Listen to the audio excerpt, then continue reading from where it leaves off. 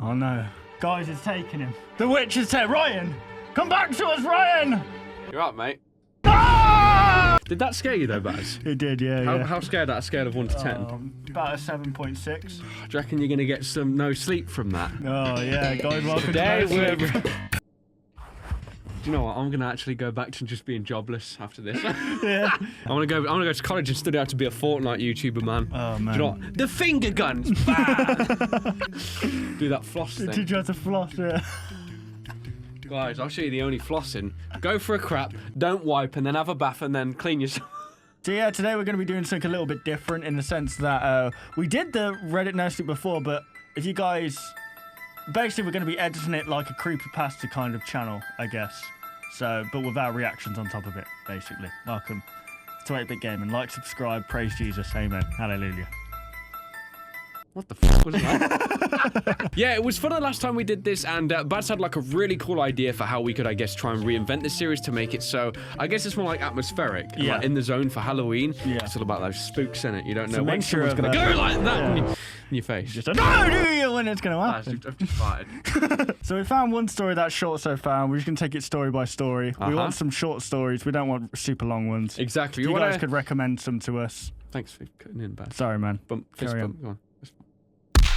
So yeah, guys, we're going to try and do like 2 or 3 shorter ones, so we'll see how you find it. But this one is called Oh Shizzlenik. So we take this paragraph by paragraph? We're going to do word by word again. I think people really enjoyed that format. Cool. Right? You start. I have your 8-year-old son tied up next to me.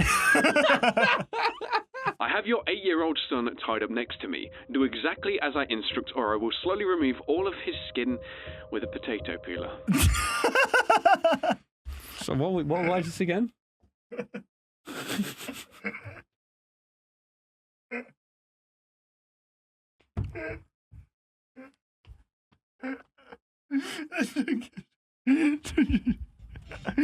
took such a dramatic turn. I was expecting that. Okay, what the hell? Back into the zone. Right, come on. I suddenly didn't give a about my pumpkin spice latte, and I dazedly backed away from the counter without retrieving my credit card. Wait, what just go?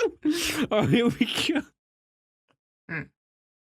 It's a bad start. This isn't creepy at all, is it? Yeah, sorry. Daddy! Oliver screamed from the other end of the line. A parent knows how to discern each type of his child's scream. You know, we should probably do a couple of lines each, I think. Yeah. This one was genuine terror. It was all I could do to keep the phone from tumbling out of my trembling hand. What do you want from me? My body rattled. I had unknowingly backed up against a wall. There was a woman in a red blouse standing next to her stroller outside. His voice was deep, gravelly, and confident. I whipped around, praying the woman in red would not be there. She was there, standing next to her stroller. She was focused on the cell phone that she held in front of her. I decided to lie. If I couldn't see her, he wouldn't control me. I can't. There's no woman in red outside, I protested feebly. Feebly, sorry. Free maligally.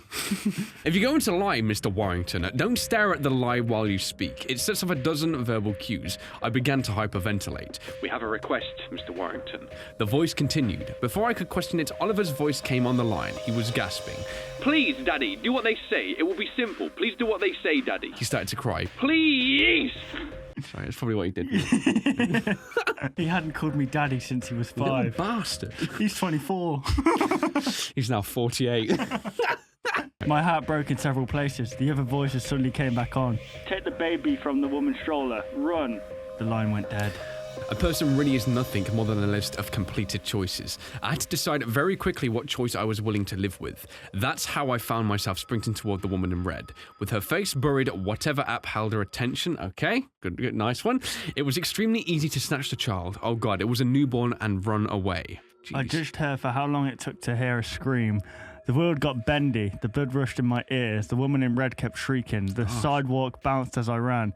Honking, more screaming, crashing, violent crashing, trying to keep my balance and failing, cradling the baby as I hit the ground. Jesus, what's going on? Dust and a car alarm. I looked down at the baby in terror. He squinted, extended his arms, and produced the tiniest, mightiest wail that he could ever muster.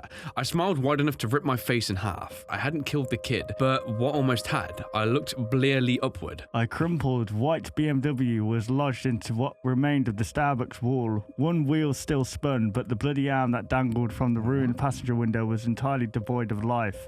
But where was the woman in red? She's alive, but is buried underneath the rubble, far better than she would have been otherwise. The voice explained calmly. It was only then that I checked where she had been standing. Angry black tire marks were drawn at 62.76 feet. How does he know that? Yeah, Jesus. What is he, like Sherlock? Yeah. Honestly, that's the kicker here, guys. They started a straight line of destruction that led across the line of opposing traffic, scraped right where she'd been standing, and led directly into the shattered mess of a coffee shop. Well, go find her, you idiot. What's the point of saving her life if you're just going to leave to die afterwards? Nice, man. The hyperventilation kicked right back in. I tried with everything I had to control it. I partially succeeded. This is kind of interesting. There's part 2, part 3, part... Now we can read this one because it ends on a cliffhanger. Are you... Heave. Wait, what? Why is it saying heave? Yeah. Are you... Did you just save us all? Just tell me if your intentions are good or evil. For the first time, there was a significant pause on the other end of the line. Good and evil are curious things, Mr. Warrington, and rarely understood by those who claim to practice them. I had no response to that. Now, find the woman, reunite her with the baby. You need to get ready for what happens next. He paused briefly. We're watching you. Wait, so... I think, yeah, people are asking that, like, the first question, what the hell is with the potato pea? That's a good question, isn't it, you know? Can't live now or I'll fart in your son's mouth. Guys, we didn't realise there'd be multiple parts to this. But that might be interesting, because then people, if they like it, then I guess they might be interested in, like, the further parts. Yeah. But it sounded like, so do they have this guy's son captured? Yeah, it sounds like and then he needs to go capture a baby or something and then run away with it. Well, no, it sounds like what actually happened, in my opinion, was that the people on the phone told him to grab the baby and run. Yeah. Maybe they're like, I don't know, they can see in the future, because he actually saved the kid because of the car. Oh, okay. The car hit the person, and they're now saying that the woman in red also isn't dead, but the baby would have died. Imagine if a car collided with a baby. So save the baby, the woman gets hit, but if the woman's saved, are we not going to look like a hero? Yeah. Do you know what I mean? True. Should we do part 2? I'm kind of interested right now. Yeah, sure. Go ahead. Interested. We're watching you, and with that, the phone once again went silent. Most people don't know how to react when the supposed to be this way world is revealed to be a thin veneer that covers an unstable reality. This worked to my advantage as I placed the infant on the ground, pulled the rocks aside, and found the woman crumpled underneath without interruption. My heart stopped when I saw that she was covered in red.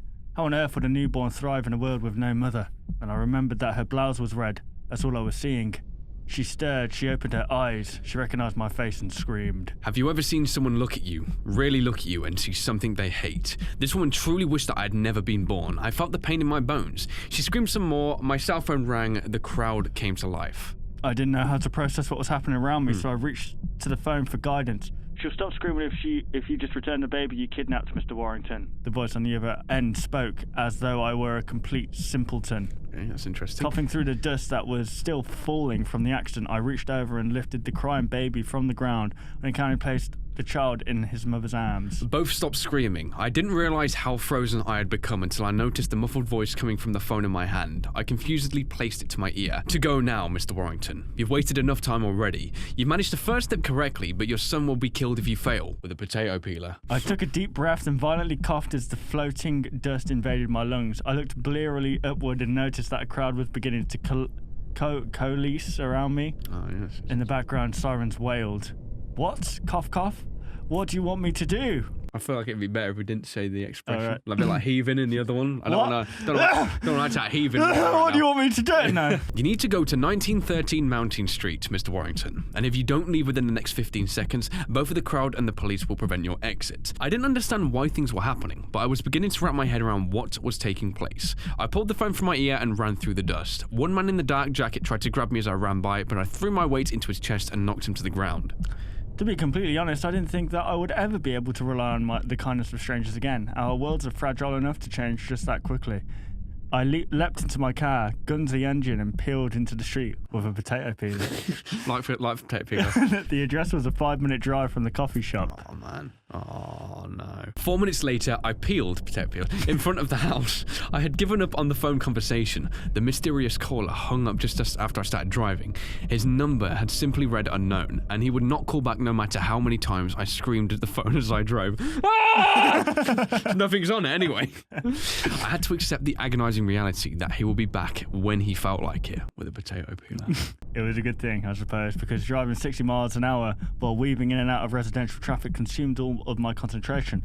I was grateful that the police must have been distracted with the Starbucks crash, which left me undisturbed as I broke every driving law at my disposal. Oh. He did, indeed, call back once I tumbled out of the car and was running toward the house. The gun is in the mailbox, Mr. Warrington, he stated simply. I wanted to cry. With my right hand pressed against the phone in my ear, I reached my trembling left out to open the tiny door to the mailbox. I slowly extended my hand into the darkness. What I found was very heavy. Inch by inch, I revealed the pistol by daylight. The .357 Magnum is loaded and will fire when you press the trigger. The woman around the corner of the house will die if you do not intervene because her pursuer has committed his life to capturing her. What happens next is your decision, but someone will die. I wanted to say something, anything, but for the life of me, I could not find the words. Choose. He hung up. I wanted to sob. I wanted to scream. By the time for neither, footsteps came pounding around the corner of the house, and a moment later, a terrified woman burst into view. She was about 20, tiny, and very afraid. She took one look at me and sprinted in the other direction. Please don't kill me, she sobbed. I wanted to explain that I would never hurt her, that I wanted only to do good, and that she shouldn't be afraid. But she was unable to hear what I had to say, and that changed everything. Heavy footsteps followed her around the edge of the house, and I knew once again that I had to act in the moment. I raised the gun. The first thing to emerge was another gun as a pistol came into view from around the corner of the house. The part of me that I believed I could prevent things that I could save the situation slowly drowned in reality as I accepted that was in front of me. Jeez. I don't know, that's just weird actually. It's kind of like No Sleep, yeah. But at the same time like action-packed. Like I feel like we should be playing like some John Wick music, you know what I mean? Yeah. His arms burst into view, a face followed it. It was the heavy-set, angry face of a man who wanted nothing more than to ensnare his prey. Time seemed to slow. Didn't it? What? Time seemed to slow. I looked intently into his countenance. His eyes betrayed the facts. It was clear, beyond any semblance of a doubt, that this man would kill the screaming woman before he let her escape. I squeezed my bumhole. He probably did, though. He would have tensed up a bit, didn't he? Yeah. Though I seemed to be moving in slow motion, there was nothing I could do to prevent what happened next. Once executed, the results of my actions were as inevitable as each of the million tiny aspects of everyday life that we enjoy pretending to control. Even as his blue uniform and badge began to make sense, Oh, wow. It was simply too late to stop my decision. Whatever had been done could not be undone. Time corrected itself as the cop's chest burst into a shower of red. The kickback of the pistol was angry and aggressive. I could feel the hate coursing through it. I turned slowly around where the woman had run. She was standing 5 feet away from me, pointing a pistol of her... Oh my god. Pointing a pistol at her own head? No, at her head, so he killed the wrong person. Oh my god. That's crazy. What the heck? This writing, though. She smiled. Looks like I can get away with murder after all. I don't know who you are, but thanks, friend, for saving me. They never would have let me out of prison after finding my husband's body. Not with my record. She looked down at the policeman. His leg was twitching. I'm going to go ahead and leave you here. Once they realize you killed the cop, it will only be natural to assume that you're responsible for my husband's corpse as well. I mean, he's only been dead an hour, and his body's in the same backyard. Now, hold still. I was too shocked to consider moving as she kept the gun pointed at my forehead, so I remained frozen in place, and she quickly walked over to the slain officer's writhing corpse, extracted the handcuffs from his belt, and advanced toward me. I was trying to do the right thing, I eked out, the first tears starting to form. I was trying to save my son! She shrugged and tossed me the handcuff. But they're using a potato peeler on him right now! You know what they say about the road to hell and the good intentions, but take comfort in the fact that heaven would collapse if everything underneath it fell apart. Now cuff yourself to that pipe next to the cop's body and drop the trousers. Wait, what? Oh, hang on. This got weird. We lament the choices in front of us. When we're faced with a situation where we have no choice at all and are only able to relish what we once had, when it's seasoned with the sweet umbria of... Jesus Christ, what's this guy? Making a dish now? What is he like? Peppering it and stuff. So doesn't leave. Do you want pepper with that? You want some potato peelers with that? I clicked the cuff around one wrist and wondered if I could deceive her while I pretended to attach the other end to the pipe. That's when she pointed the gun at my... Oh. I see. I did exactly as she asked. The distant sirens began just after I latched the cuff with a final clink. The Starbucks incident was certainly the focus of police attention at the moment, but gunshots cannot be ignored, and I imagine that they would be quickly interested in me upon discovering that one of their own had been murdered. The sirens quickly grew louder. Well, the woman said casually, keeping her gun aimed at my crotch. If I killed you now, they'd realise that another shooter was roaming around. I'd rather leave you with the cop-killing gun in your hand. Toodles. She turned and left. The sirens were only a couple of blocks away. I could not force myself to look at the dead cop, but I could feel his hot blood pooling under my... Wow, my phone rang. That's a bit of a weird thing to describe, isn't it? Do you reckon he was getting What?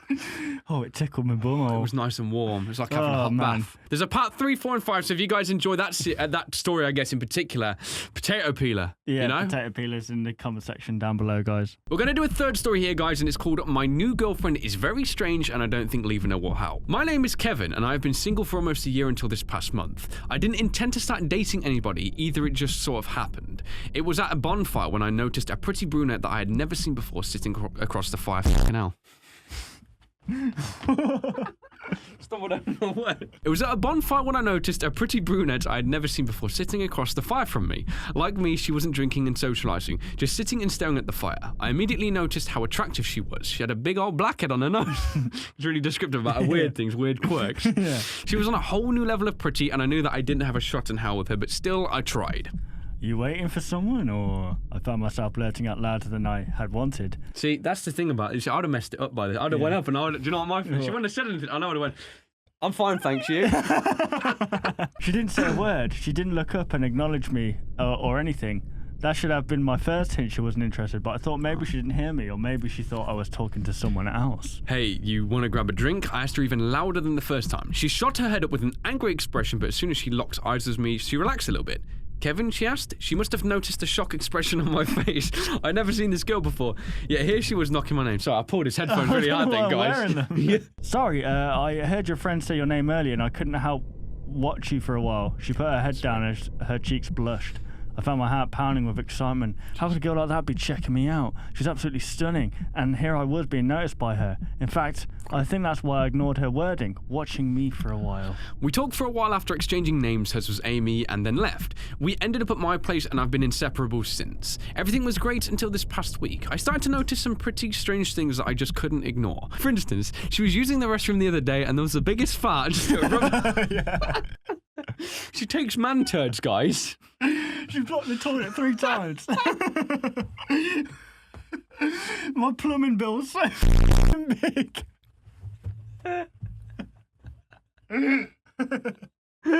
No sleep, the true horror. No flush. She was using the restroom the other day, and I went...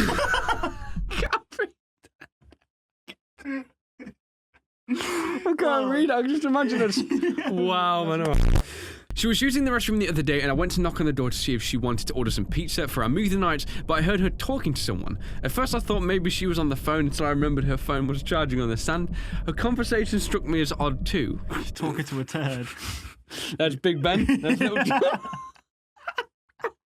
No, he's waiting for me right now. I can't be too long, I heard her whisper, then wait for an answer. Just come later tonight. He passes out early and sleeps heavily. You can do it then. Oh, what? After that, she flushed the toilet and I heard the sink turn on. Oh, man. I think he was right about the turd. Yeah. I rushed quietly back to the living room and acted as if I knew nothing. Hey, sorry, you about ready? She asked, acting normal. Yeah, did you want to order some pizza for the movie? I tried to sound as normal as possible. She nodded and plopped back. Why do you use the word plop after she's just been in the toilet, my dude?